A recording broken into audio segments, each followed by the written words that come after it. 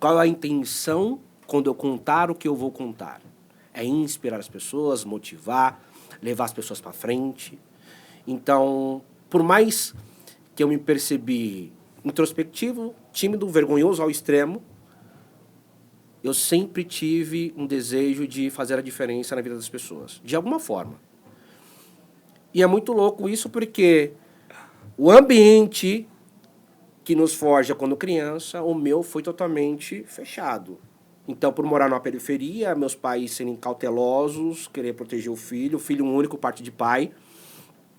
Por parte de mãe eu tenho 2 irmãos, mas não temos convivência. Então, a minha primeira infância eu praticamente vivi sozinho, isolado. Nos finais de semana que eu tinha contato com meus primos. Certo. Época de escola, ia para a escola, voltava da escola, fazia os exercícios e ia brincar sozinho com algum brinquedo que eu tinha. Mas eu não tinha muitos brinquedos. E por morar numa periferia, na zona sul de São Paulo, naquela época tinha muita rivalidade com... Não é tão organizado como é hoje, né? Então... Era um mata o outro, né? Isso, então tinha muito tiroteio na madrugada. E minha mãe contava que eu acordava assustado com o barulho dos tiros. Então tinha episódios que ela me encontrava debaixo da cama.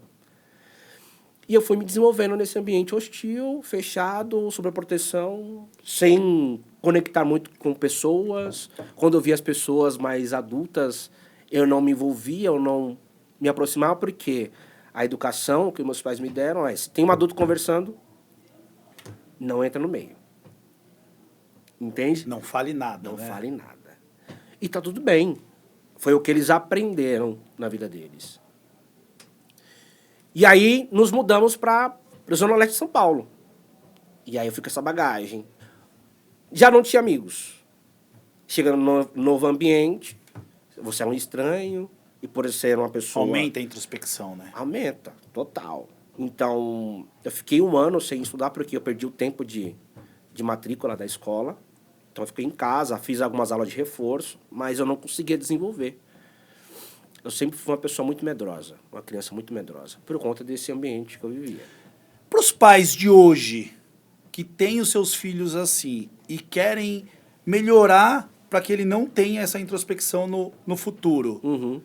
o que você acha que poderia ser feito para ela ter um menos vergonha? Ser mais desenvolta. Sim. É você diminuir a sensibilidade da criança a comunicar, falar, interagir com outras pessoas. Então, é estimular. Você pode estimular colocando ela para fazer um curso, fazer alguma atividade física, a participar de algumas conversas de adultos, estimular ela a fazer perguntas. Ela provavelmente vai fazer alguma pergunta que não faz sentido nenhum. Perguntar o que entendeu, o que não entendeu. Mas o importante é você estimular ela a participar fazendo Treinar perguntas. o cérebro, é isso? Exatamente.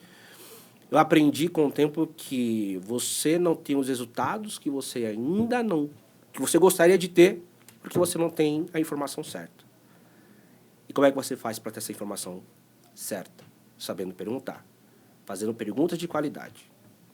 Então, aqui no podcast, com esse propósito que você trouxe, que é de levar informação para aqueles que querem empreender, querem mudar a vida, querem dar um up, se inspirar de alguma forma e ter ação, porque a inspiração é isso.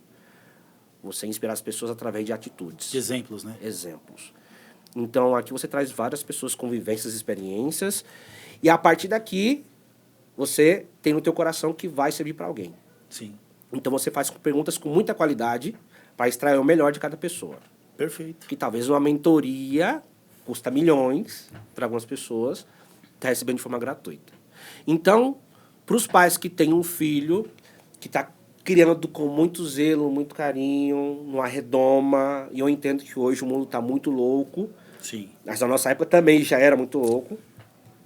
Você não acha Estimule. que nós somos bundões, cara? Vou explicar.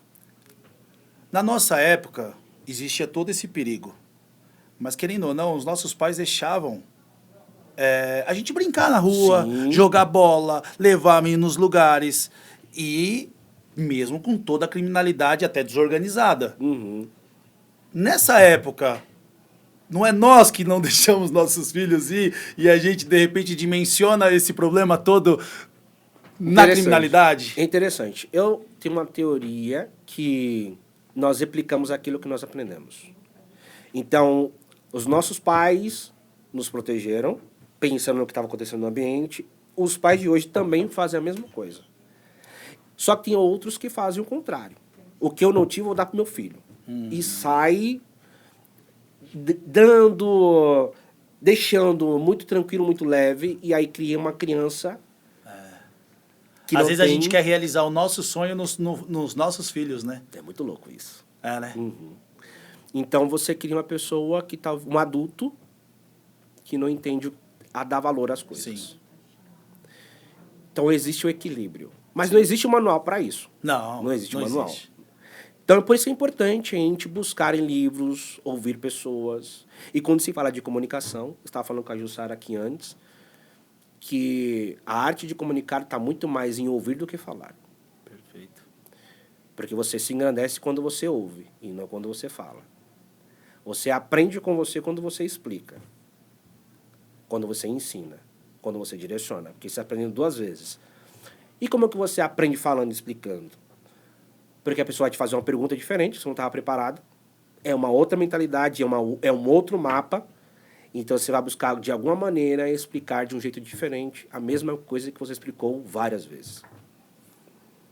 Então, voltando no caso, para os pais que estão criando os filhos muito protegidos, estimule essas crianças, no que você puder, a participar de conversas. Isso vai ser um facilitador no futuro para que Demais. ele seja um melhor comunicador. Demais.